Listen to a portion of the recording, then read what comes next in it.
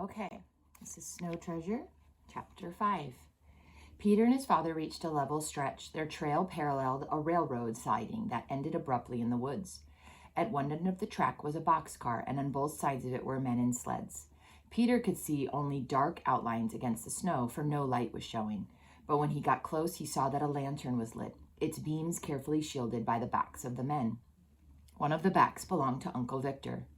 "Hi, Lars," he greeted his brother cheerfully. "So you brought Peter. Good." "He can help," his father said. "He can go with Olson. He's ready to leave. You can help him pull his sled, Peter." His father turned to him. "Watch where Ole is taking you, Peter. That's the place you'll want to remember." "Yes, father." Peter gave a tug to the rope of the sled. It didn't move. "Gee, it's heavy." "Heavy? I should say it is." Ole took up the rope. "It's 170,000 kroner. Your Uncle Victor would say $40,000. Peter didn't care what Uncle Victor would say. 170,000 kroner in that sack. He couldn't believe it. They followed the railroad siding in the direction he and his father had come. Then they took a trail that led downhill for a distance. That made the going easier, except where it was steep. There they had to hold the sled back to keep it from bumping their legs and knocking them forward down the slope. After a time, they came to a dense part of the woods. "Father said we were going to a cave," Peter asked Ole. "What cave?" "Wait, you'll see." Peter was mindful of his father's words to watch where he went and be able to return without help. Now he found he was recognizing landmark after landmark. Here was the rock they called the Ship when they played. There was the tree that was rotted through. When he was small, Per Garson told him that trolls lived in that tree, and to this day he thought of it as Troll's Tree. So he felt very much at home. Here he was in the woods he had known since babyhood, but in all his life he'd never heard of a cave there. That's why he was surprised when his father told him he would see one. "You must be going a long ways off," he said. "I never heard of a cave anywhere near." Ole grinned. "I guess you didn't," he said, "because it's one we made ourselves." "You made it?" "Yes, you'll see." They came to a high wall of snow, and there they stopped. Ole led him past the wall and around its end. Now Peter could think of no part of the forest like this, where a wall stood as high as a man. And yet all the things near it were familiar, the ship and the Troll's Tree.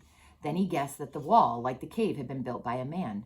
When they drew the sled around it, he found himself blinking in the lights of lanterns and flashlights. He was in a cave indeed.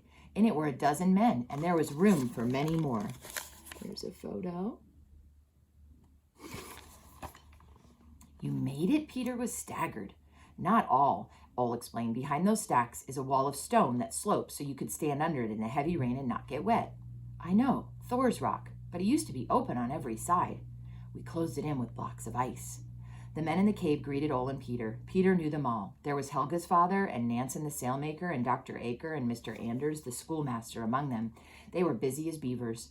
The ones in the back did not stop for more than a nod to the newcomers. 3 of the others rushed forward to remove the heavy brown sack from Ole's sled.